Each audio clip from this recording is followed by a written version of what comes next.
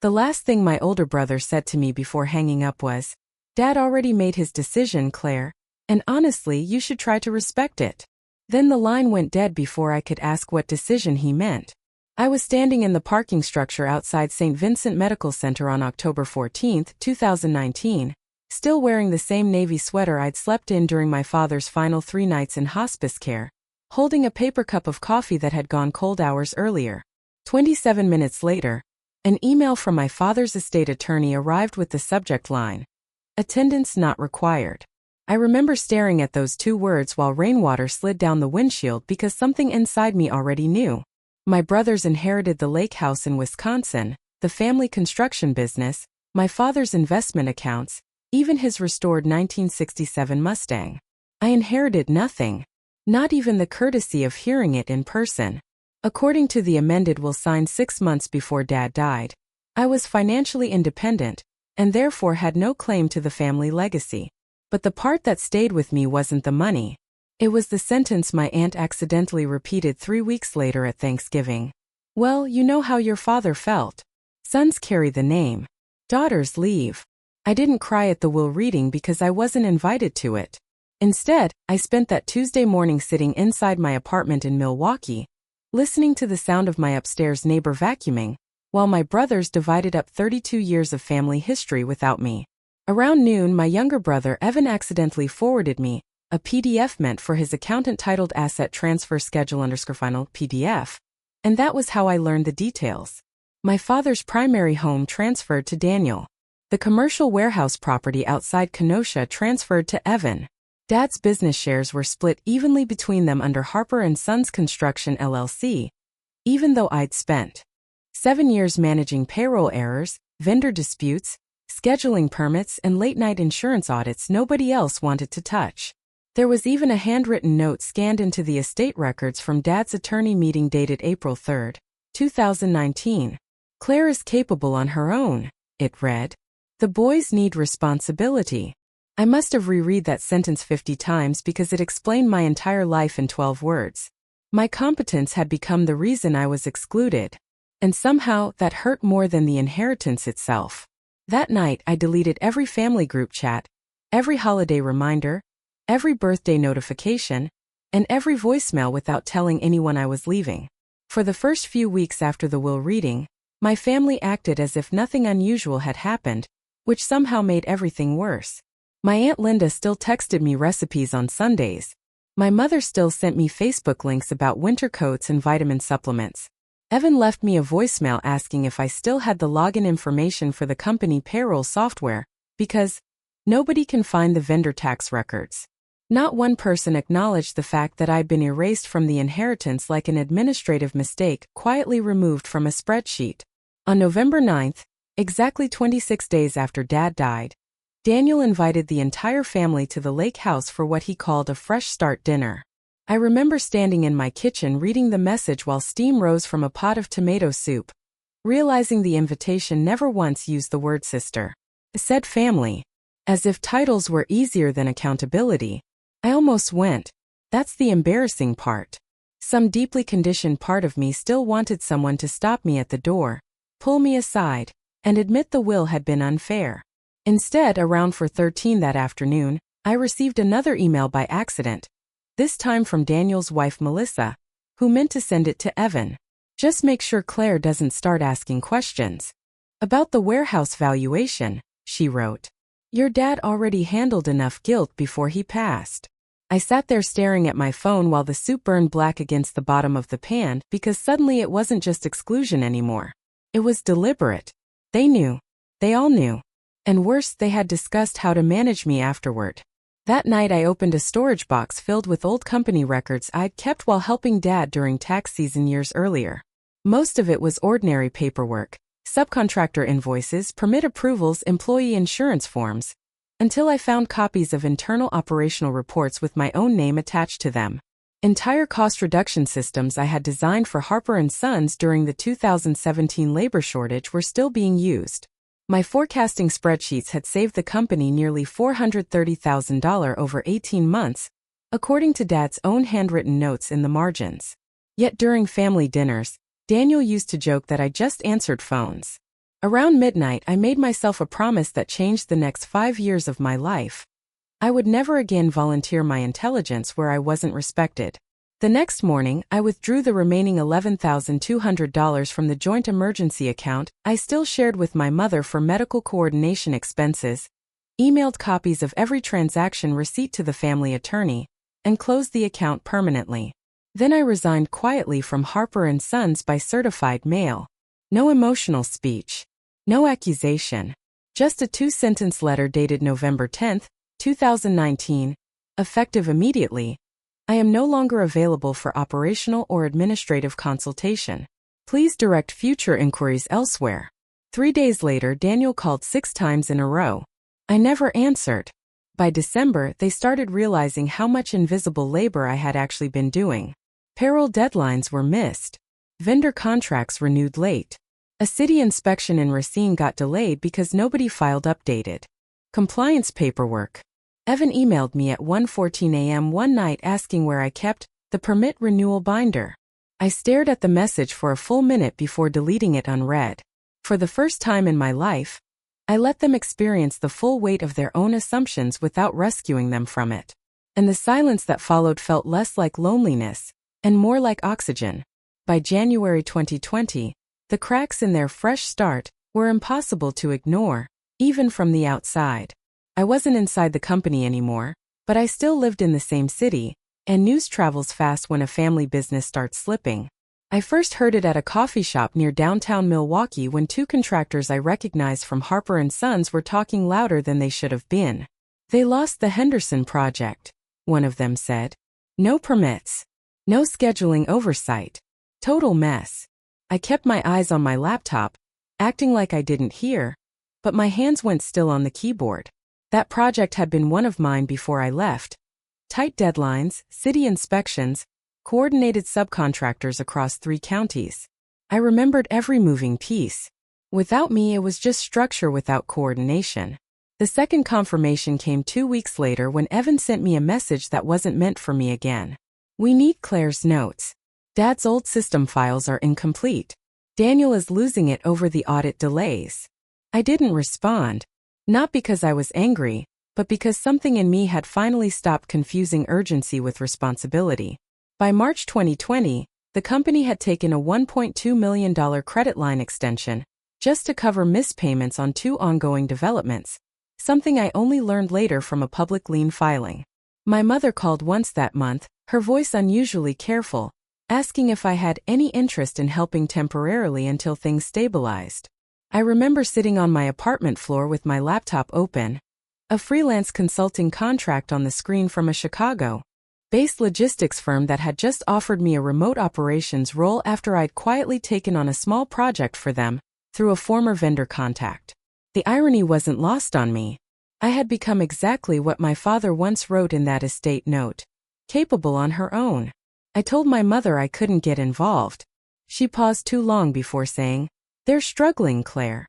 And for the first time I realized she wasn't asking me as a daughter. She was asking me as a solution. That spring, I officially registered my own consulting firm under the name Northfield Operations Group LLC. I didn't announce it. I didn't post it anywhere. I just quietly started taking clients who needed the exact skills my family had dismissed as support work. Within 6 months, I had 3 long-term contracts managing logistics restructuring for mid-sized construction firms across Illinois and Wisconsin. One of those firms had previously bid against Harper & Sons and beat them on 2 projects Daniel had bragged about winning years earlier. In August 2020, I received an unexpected invoice copy forwarded by accident again, this time from Evan's accountant. It showed late penalties, legal consultation fees, and emergency subcontractor replacements totaling over $380,000 in avoidable costs. There was a handwritten note at the bottom from Daniel. "We never should have let her walk away." I closed the document without replying, because by then I had already learned something they hadn't. I wasn't walking away from them. I was walking into a version of myself they had never bothered to see. And the difference between those 2 things was starting to cost them everything. The first time I saw my father's name show up in my inbox again after almost a year, it wasn't from him. It was from his old estate attorney, Mark Ellison, with a subject line that made my stomach tighten. Request for clarification regarding Harper & Sons operational records. The email was dated May 18, 2021 and attached was a formal inquiry from Daniel requesting access to archived project documentation, specifically the files I had maintained during my years working inside the company. I remember sitting at my desk in my small office. Nothing fancy, just a rented space above a quiet accounting firm in Madison. Reading it twice before I even moved. They weren't asking for reconciliation. They were asking for data. Because they had finally realized something simple and humiliating. They didn't know how the company actually functioned without me. That same week, I got confirmation from a former vendor, Luis Ortega, that Harper & Sons had lost a state infrastructure bid due to documentation inconsistencies and missing compliance records. Luis said it casually like it was gossip, but I remember going completely still because that specific bid had been structured using a financial risk model I built in 2018. The one Daniel used to joke about because he didn't understand spreadsheets that looked like equations. By summer 2021, I was managing 5 clients and quietly earning more than I ever had inside my family's company.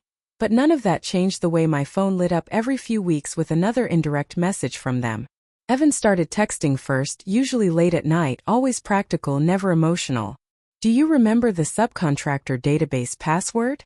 Do you still have the insurance renewal template? I never answered. Not once. Not because I was trying to punish them, but because every unanswered message reinforced something I had spent years ignoring.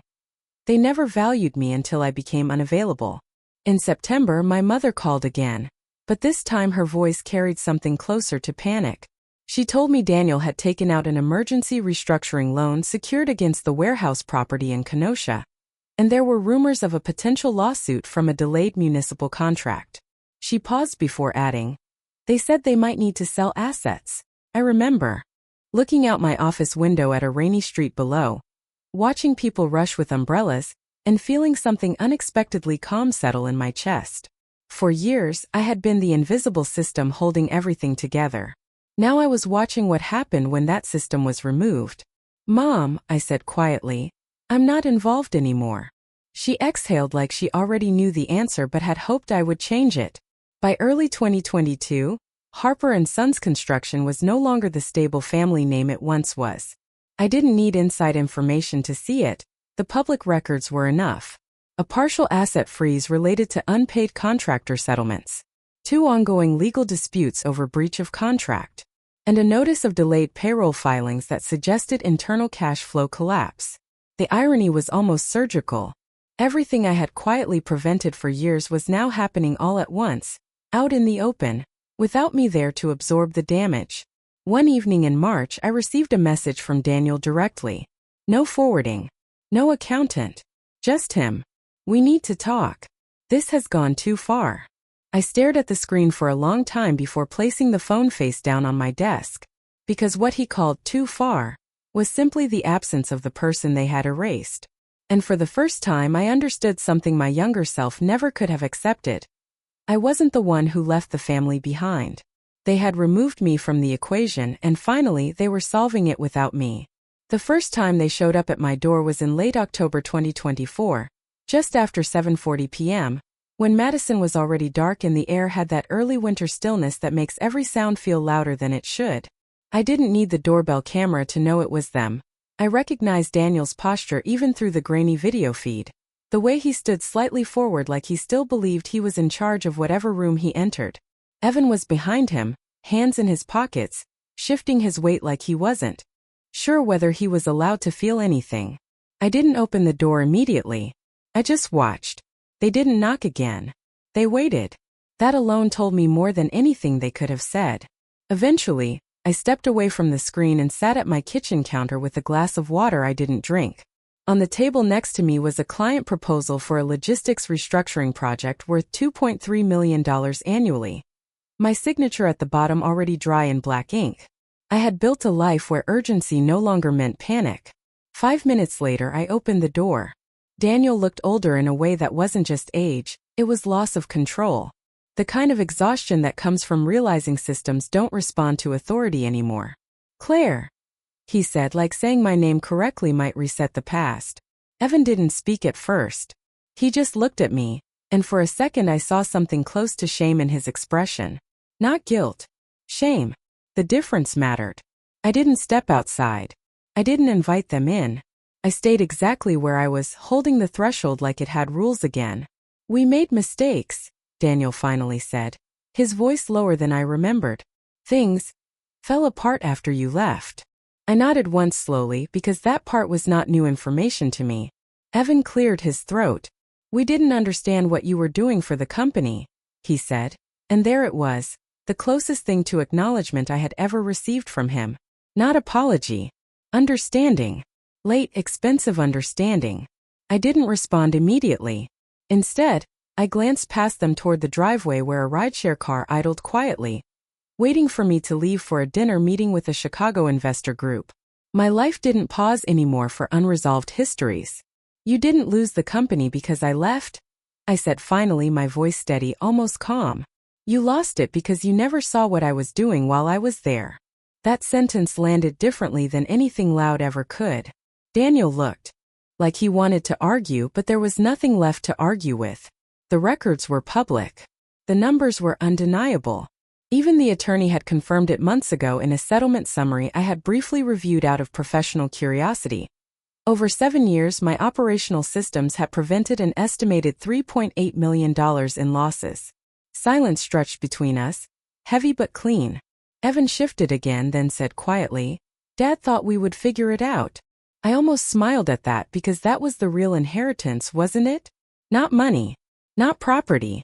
Just expectation without instruction. I stepped slightly back into my home, not closing the door yet, but not holding it open either. You did figure it out, I said. Just without me to fix it afterward. Daniel exhaled sharply, like the air had been taken out of him. For a moment, neither of them moved. Then Evan nodded once, small, defeated in a way that didn't ask for forgiveness anymore. It only acknowledged reality. I looked at them both one last time. Not as family, not as enemies, just as people who had finally arrived too late to influence anything. I hope things get better for you, I said, and meant it in the most distant way possible. Then I closed the door. Not forcefully, not dramatically, just firmly enough that the sound of it ending was unmistakable. And in that silence I realized something I had spent 5 years building without noticing. They didn't erase me. They released me. After they left, I didn't feel anger. I didn't feel victory the way movies try to sell it either. I just stood in my kitchen for a long time, listening to the quiet hum of a life I built without permission, without apology, and without anyone's approval. On my phone, a calendar reminder popped up for a contract review meeting in Chicago scheduled for the next morning, and I realized how ordinary everything had become again. How distance from them had turned into stability instead of emptiness. 5 years earlier being erased. From that Will felt like being told I didn't matter. But standing there now, I understood something I couldn't see back then. Being excluded was never the punishment. It was the release. They didn't take my place in the family. They removed me from a system that never saw me clearly in the first place. And in that space they created, I finally became someone they couldn't assign value to, reduce, or redefine. Some people call it revenge when your absence becomes undeniable. But for me it was just clarity. And sometimes clarity is the most irreversible ending of all. If you've ever been underestimated, overlooked, or quietly erased by the people who were supposed to see you, subscribe. Because some stories aren't about getting even. They're about never needing permission again.